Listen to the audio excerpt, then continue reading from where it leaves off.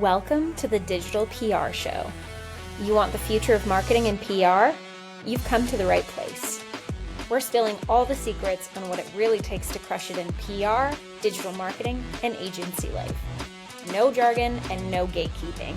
Whether you're building a brand, scaling a biz, or just here for the hot takes, we've got you covered. Let's get digital. Welcome to another episode of the Digital PR Show. I am Christina. You've heard from me before, but I am joined by two of my fantastic colleagues, Ryan and Juan. And today we are going to discuss, obviously digital PR, obviously AI. But let's start with, you guys both haven't been on the CIPR podcast yet, which is so surprising to me because Juan, you're just infamous at this point. But why don't you guys talk a little bit about your role, obviously, but your day-to-day, tie it back to this whole AI and PR thing. Well, first things first, I'm Juan. Yeah, it's my first time here on the CIPR podcast, which is kind of cool. I'm excited about that. And basically my role at CIPR, it's all related to the AI side. So, like testing different tools and just keeping us on track of the whole AI trends and how it works and automations and everything else. I'm mostly on the Tourism AI network, which is part of CIPR, of the CIPR family. And to be pretty honest, because I'm on the AI side, the PR it's kind of like new to me in terms of I haven't touched it that much more other than when Christina explained to us what's PR, the way that we do processes internally and things like that. So it was kind of interesting to do a little bit of research on how it works and what are the trends right now from AI to PR. Yeah, we're gonna talk about it a little bit later. So just let Ryan introduce himself. This is actually my first ever time being a guest on a podcast. I'm usually in the other chair. I know this is exciting. Yes. Hello, I'm Ryan. It's nice to be here. I like to think I'm kind of like a ringleader in a circus. That's kind of what it feels like with PR. But the circus is awesome. There's nothing to complain about. It's a good time. So I am the front face to a lot of the clients. I am the one who is really thinking of the most effective strategy to take with clients and how to get not only them coverage, but also coverage that aligns with their brand and makes sense for their brand. I don't want them to go to spam folders. I want them to get bang for their buck. And so that's not just press releases, obviously. That's stuff like this. It's podcasts. It's creative thought leadership pieces. And honestly, I'm still exploring the role. This is new for me. I come from the world of journalism, and it's been a lot of fun applying what I know about being on the other side of getting a press release email and applying it to the sender page. And so that's really my first introduction into all of this. It's going pretty well so far. I have learned a stupid amount of stuff. And I think today is actually my 1 month with CIPR exactly, I think. So either today or the 16th. But I can't remember because, again, stupid amount of stuff has gone into my ears over the last 4 weeks. I always say that agency life is like soap opera life. Victor Newman's children go off to boarding school and come back 25 years old, even though it's only been 6 months. Yep, that's an astute observation. That makes sense.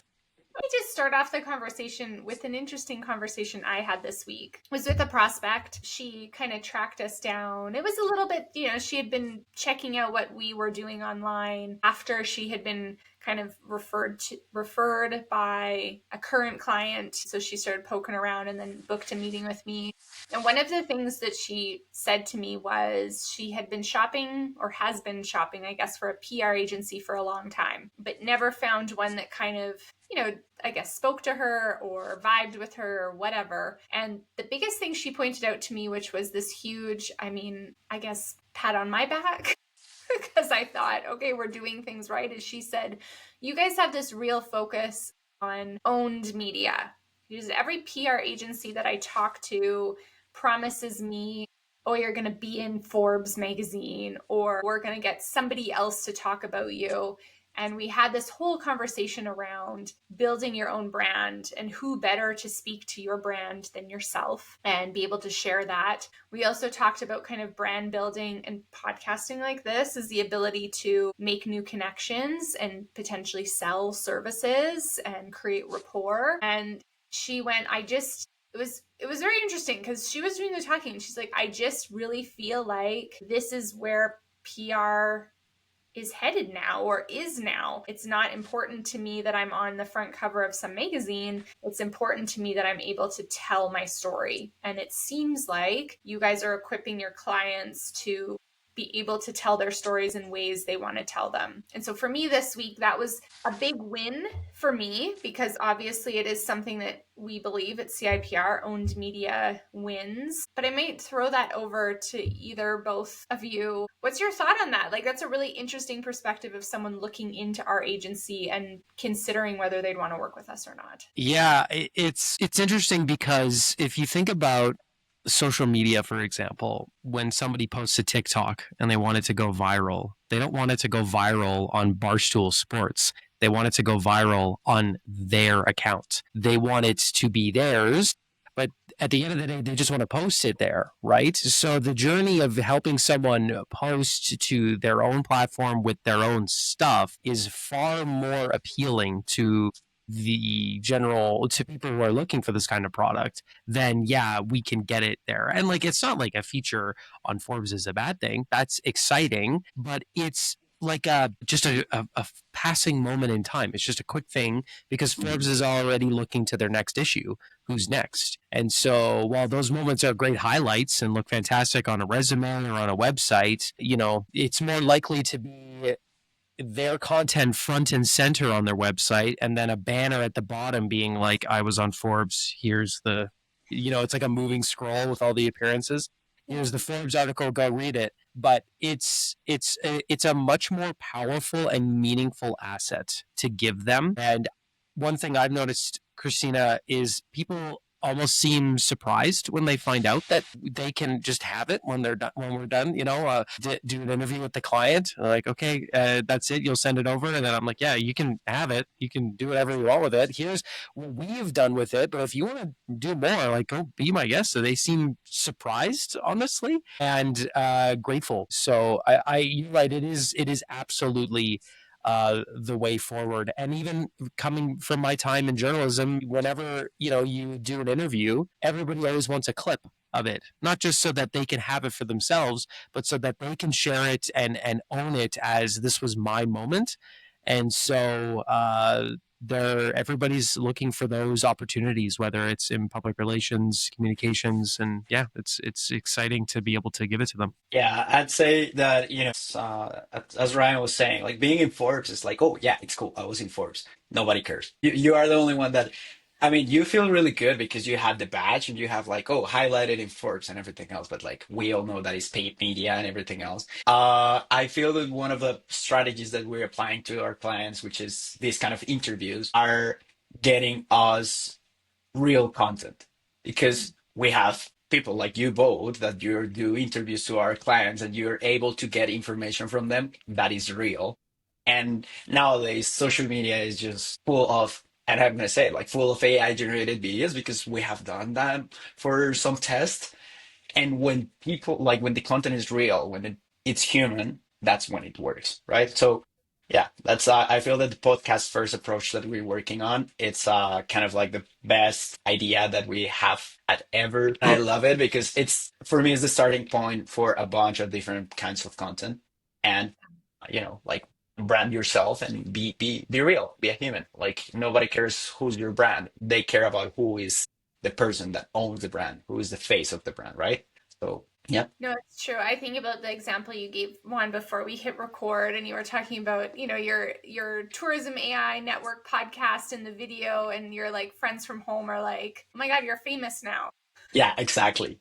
So for context, I was on the Tourism AI Network podcast, and I uploaded one of the content pieces to my socials. And yeah, I have some friends back home in Colombia that were texting me like, hey, yeah, now you're famous. What's going on? Why are you on podcasts and everything else? And even some friends here in Calgary, they were like, hey, that was really cool. And like that was a full conversation about like why you were there, like what's the point of what you were talking. So it opened the interest to explain a little bit more of what's the Tourism A network, and it was really cool. It was a really cool experience. And I didn't have to be on Forbes, which is another cool part. I have two. I gotta like write down. This is my like mom brain. I have two ideas that are spinning from this conversation, but I'm gonna go first into process because one, you kind of talked about, like the home base of content. So I mean, like I was gonna say 5 years ago, but it probably is like 1 or 2 years ago. I used to always have this like analogy of your website is your home, and all the mechanisms, whether it's PR or SEO or PPC or giving someone a handshake, are directions back to your house. So if I'm telling our friends in Kamloops how to get to my house, I'm probably telling them to get on a plane and then get in a taxi and come over.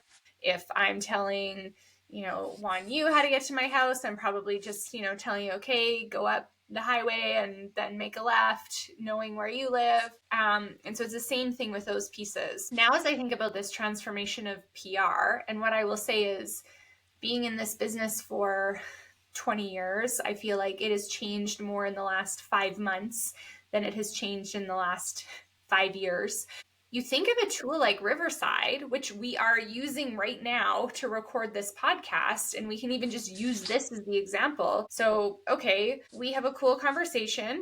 It becomes a podcast and goes on to podcast channels. It then becomes our like social media content for the next 2 weeks as we're promoting a podcast, but also just promoting our expertise. It becomes probably a really cool long form piece of content that's chocked full of keywords that will help us rank on SEO. Probably becomes some thought leadership on one of our LinkedIn's or maybe all of our LinkedIn's as we write a little, blurb about what we talked about. It becomes something, Juan, here's your expertise on YouTube, become some YouTube shorts that's again helping me, get some attention on another platform, also helping with my SEO. So it's almost like this. I was explaining to someone the other day of like this like spider web of content. It just, whereas before I'd sit down and I'd have a 30-minute conversation with a client and all right, here's the topic they want to write out. And then I'd have to go hammer it out. And maybe I'd pull something together and we'd go back and forth. And then finally, after 10 hours, we'd have a really solid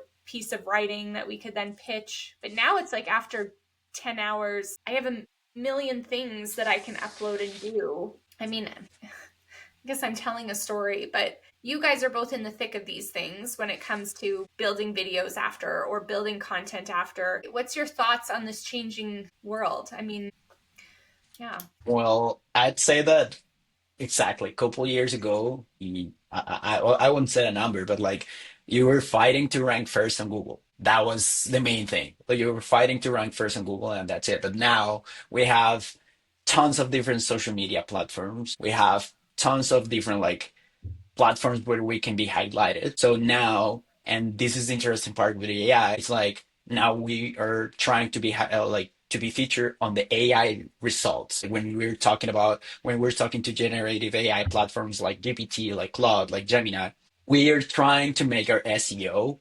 highlight us there because we're getting into a trend that people is not googling things anymore. We still have people that is googling things, but like with these Gen AI tools, we're just whenever we do a search, these Gen AI tools are doing a research over the internet, and then we want to be the first ones that are going to be highlighted there, right? So that's kind of an interesting part of the process of like how it's working nowadays, and how these other pieces in terms of like social media videos, as you said. So for YouTube, it's just another way of awareness. So it's another way of consumers that we're going to get with the content that we publish that at the end of the day is just like a ping pong between different platforms because you send them from YouTube to Instagram, from Instagram to your blog, from your blog to your Snapchat and everything else. So it's a really spider, like a big spider web. And then we nowadays podcasting is getting bigger. So You want to rank first on your podcast. You want to rank first everywhere. So yeah, it's really different nowadays. I think the other interesting part here is that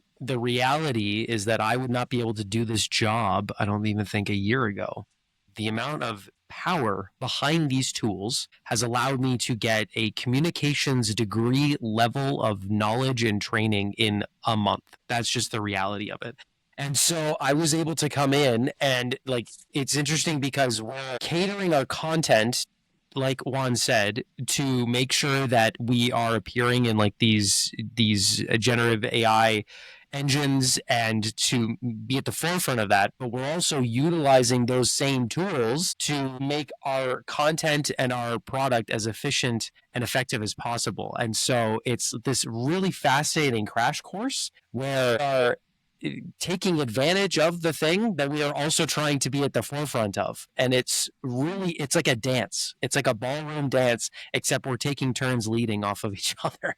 And it's really fascinating for me to come in at this time. I honestly think 10 years from now, I will be so grateful that I got in at the exact time I did, Christina, because like you said, 5 months ago, the change is bigger than 5 years or 10 years.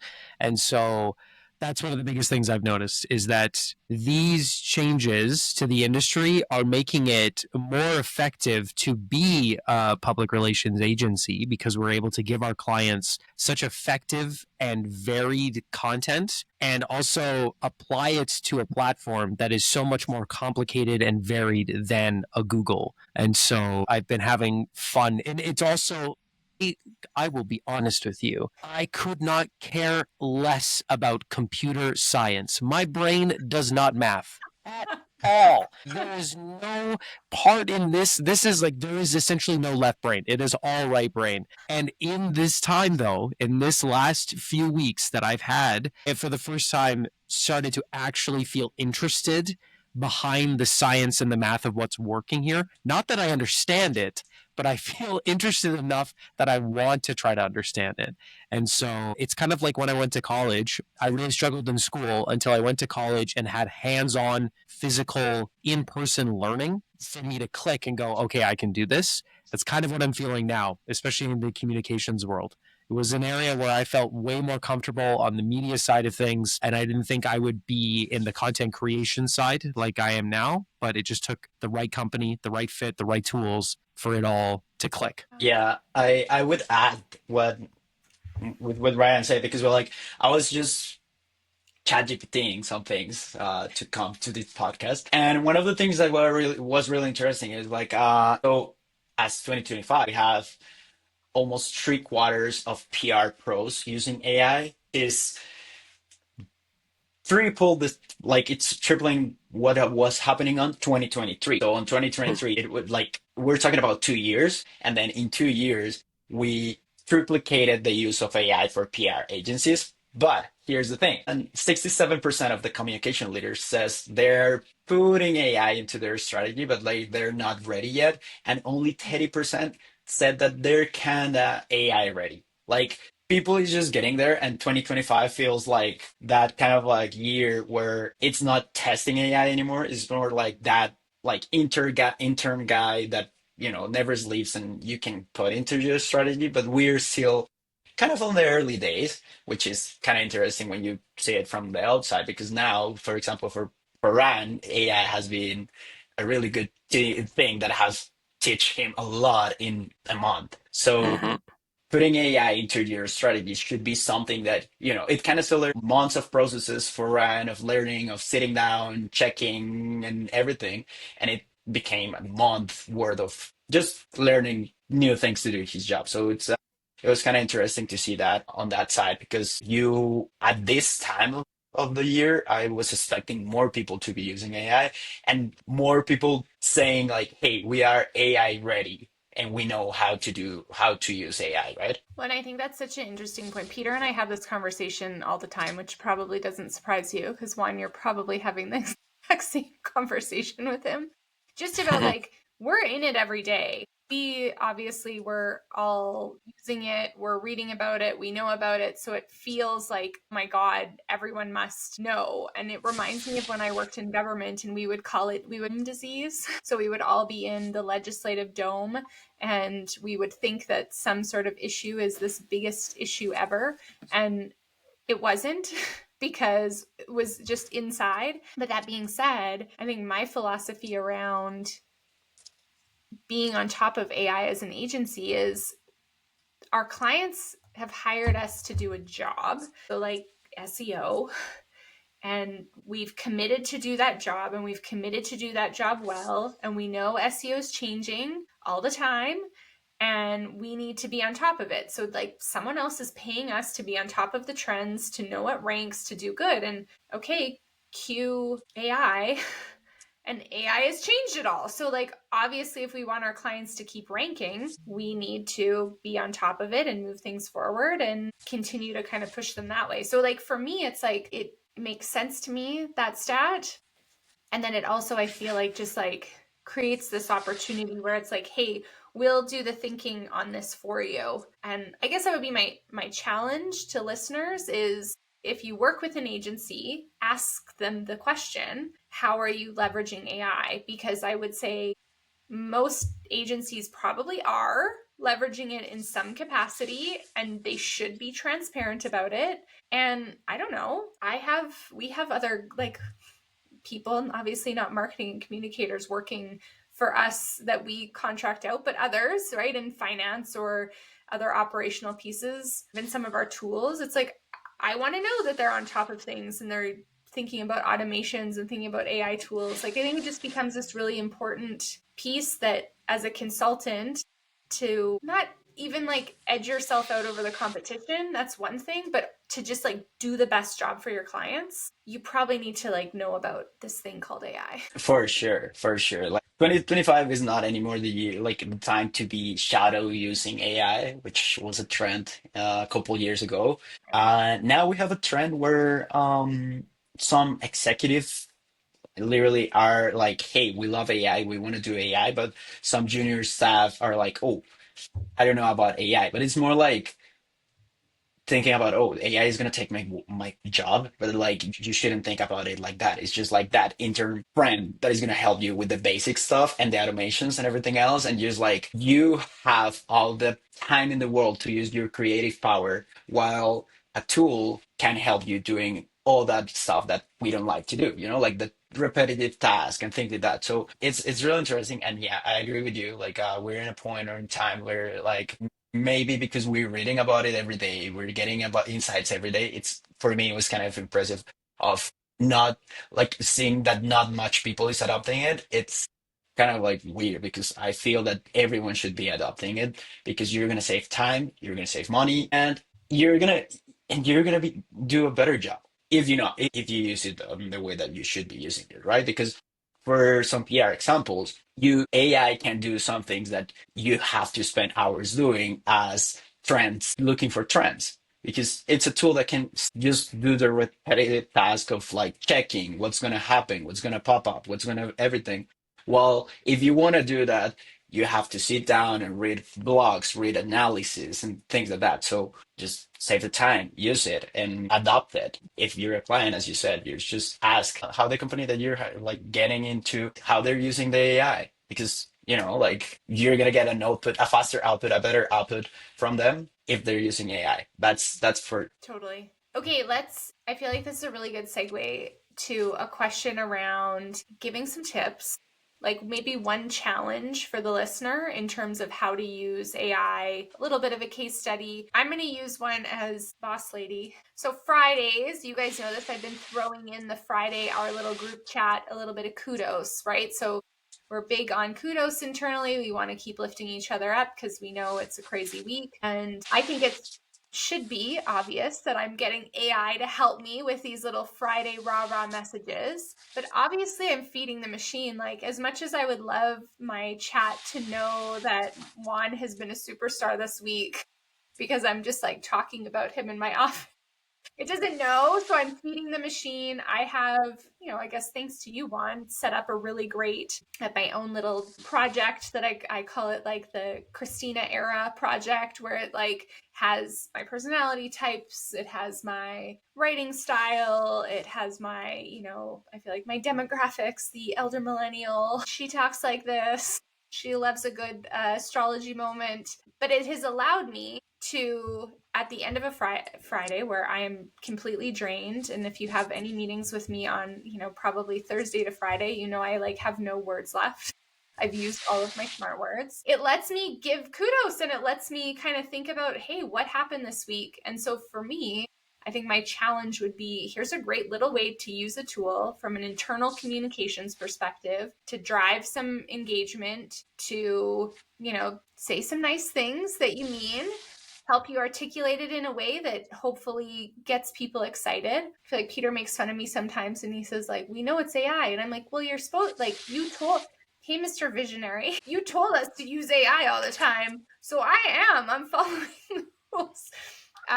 But when you think about like examples like that, where you guys are using AI, whether it's move communications forward with a client or move something forward in your role or do something better, what is like a challenge that you'd give someone in your similar positions to like just try this week? Say just for me is just bring your role, explain your role, and map the boring stuff, which is, everything that you consider boring and that you think that AI can do, that's a handoff. That's a handoff. So as an example, is like writing an email. Yes, I can sit down, write an email, 15 minutes, the whole explanation, but I just created an SOP. I just throw the SOP.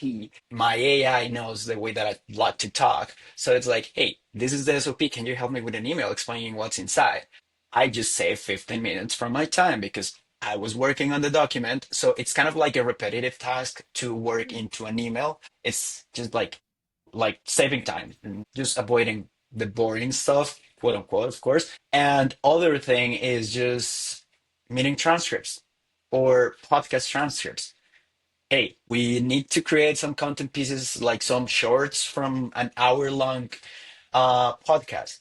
I can sit down, watch the hour-long podcast, get some notes and everything else, or I can take the whole transcript and and talk to my AI and be like, hey, can you give me some recommendations of what can be the best clips? So instead of spending an hour just watching all the podcasts, I spent 5 minutes. AI came with some recommendations. I just go watch them, and if they work, I can, so I saved 45 minutes worth of work that I can use in some other creative things. That's kind of like the whole point. Just map those tasks or those repetitive things that you are like, hey, this can be an AI handoff. It's kind of the way that it works for me. Yeah, I would say if you think about it from a perspective of time saving, what are you getting back from the time? Like if it's saving you 15 minutes, what are you doing with the 15 minutes? And so for me, as I was figuring out what I'm doing with those 15 minutes, it's a lot of the creative thinking. It's a lot of the client wants a thought leadership piece based on, let's say, a Riverside conversation. So yeah,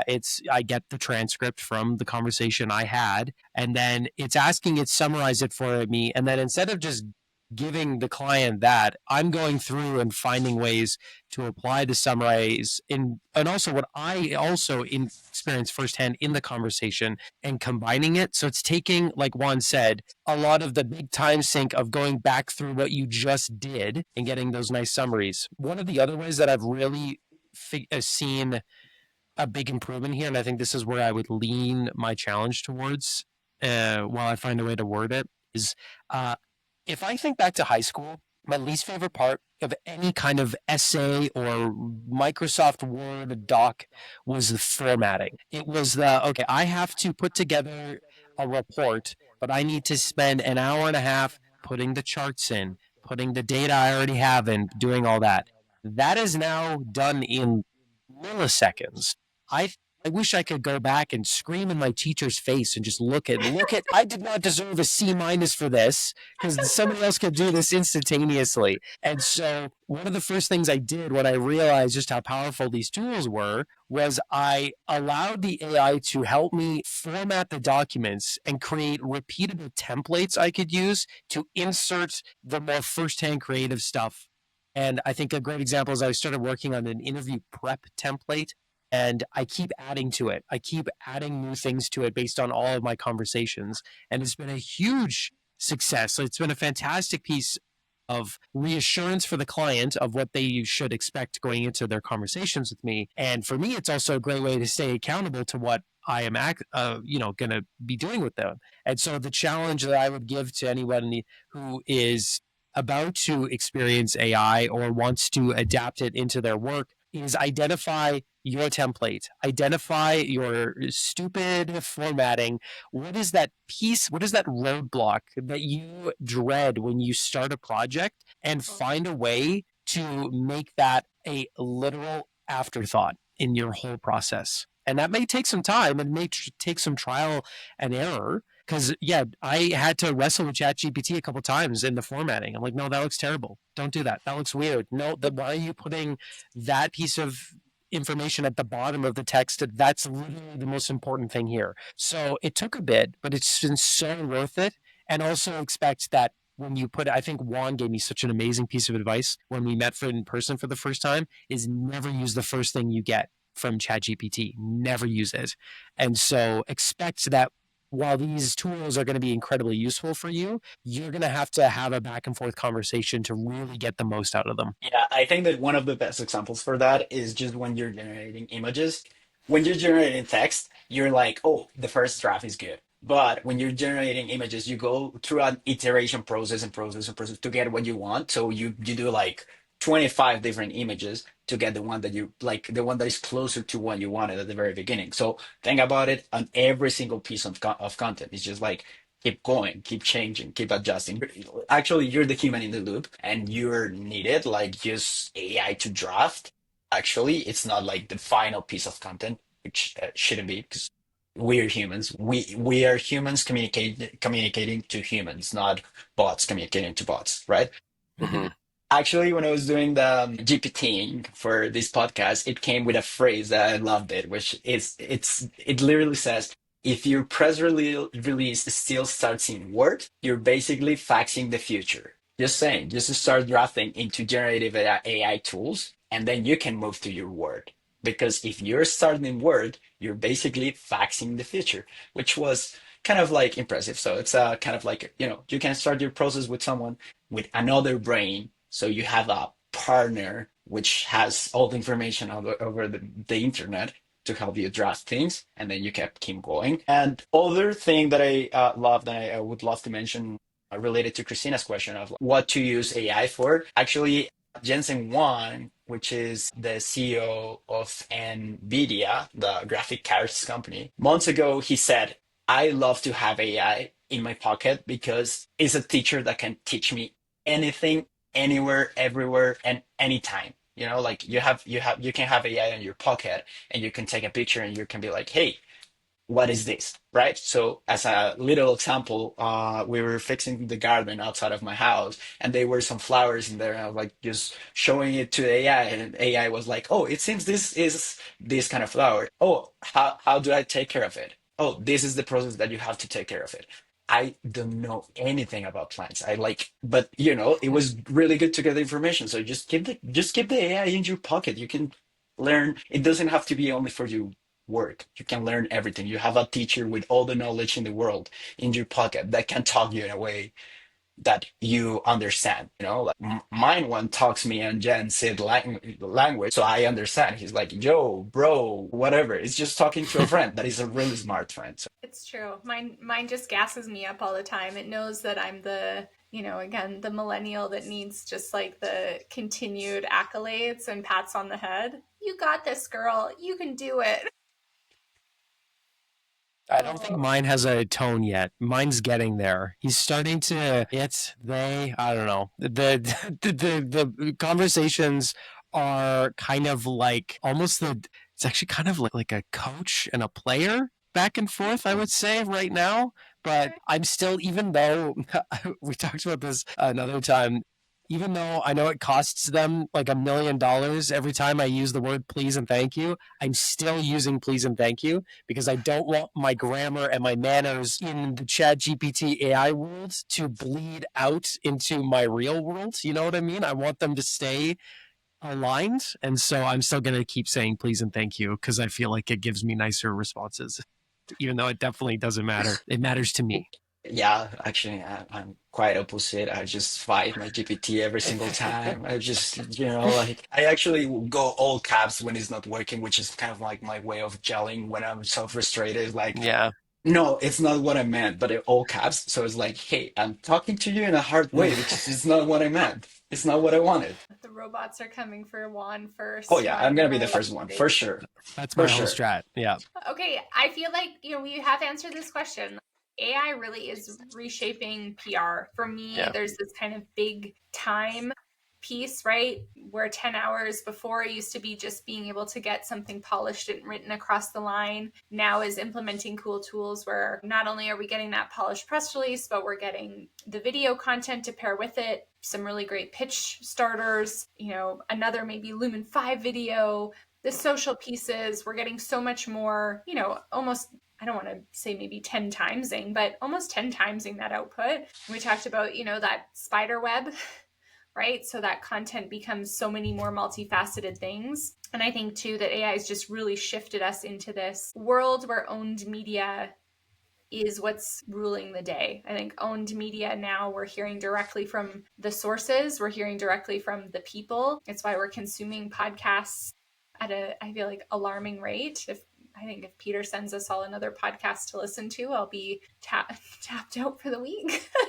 But we can consume it. So why not add your voice to that conversation? As we're kind of rounding things up, do you guys have any other, those quick kind of hits on how AI is really transforming PR in your mindset? Actually, I have a nerdy side of things, but I think it's important for every PR pro around because now we're getting regulations all over the place. So in Europe, we're getting AI regulations, and basically we have an AI act that it's being released, and it's basically if you're generating AI content and you're letting it go as it is and not being the human in the loop and not labeling it, you're going against regulations right now. It's not like last year where you were flagged by Google because Google was able to read the marks, the watermarks that AI leaves. Like that's another thing. AI always leaves watermarks in some kind of a way. Be always the human in the loop. It's the intelligent partner that is going to help you kickstart your project. It's going to help you save a lot of time. But that time that you're saving, you're going to be the creative one and just sit down and use your creative skills to polish everything. Never go with the first thing that AI comes with because you're gonna basically not anymore just get flagged on socials or like on different platforms. Now you're going against regulations, and that's another thing that you don't want to do, like in PR. Yeah, it's a great point. Still think, I'm an interesting example in that, I am still very new to this industry on this side of things. And there is still a ridiculous amount to learn and to adapt. My biggest piece of advice for anyone is actually from my own personal experience in that I was very intimidated and quite frankly, I would actually say disgusted by artificial intelligence before I started here. I really hated it. I hated the idea of it. I hated seeing what it was being used for and how it was being used. And then I started using it. And I started realizing there's a very big difference between somebody on Twitter being like, I made a movie with AI and it's all ridiculously creepy images. I'm like, no, you didn't. You told a computer to put something together and it did. That's not, I don't think that's a great use.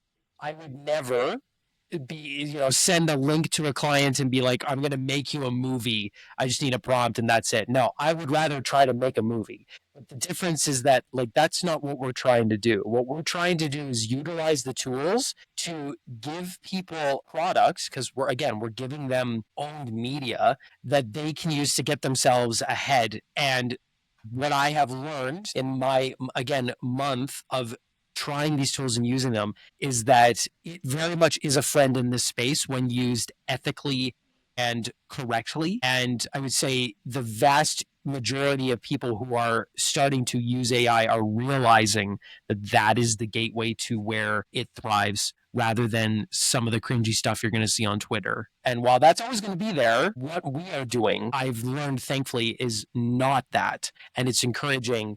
And again, if you had told me a month ago that I would have learned so much about press release writing and the way the communications works on this side, uh, in a month, I would have said no. And especially if you told me that I would have learned it all through AI, because I didn't think I could learn from AI. I thought it would be superficial, point and click, instant gratification, information goes in and out. But no, what I've learned is that the constant use, the constant, like you said, Juan, proofreading, trying new things, actually having a conversation with it is learning. It is learning. It's not anything that you may be used to, and you may be uncomfortable with it at first. But as you start to really understand and see it, how its flex, its muscles, you'll start to understand what an asset it is. And it's going to make your life not only easier, but I think better. Because, yeah, I had no idea how to write a press release a month ago. And here we are. Results speak for themselves. It's kind of crazy.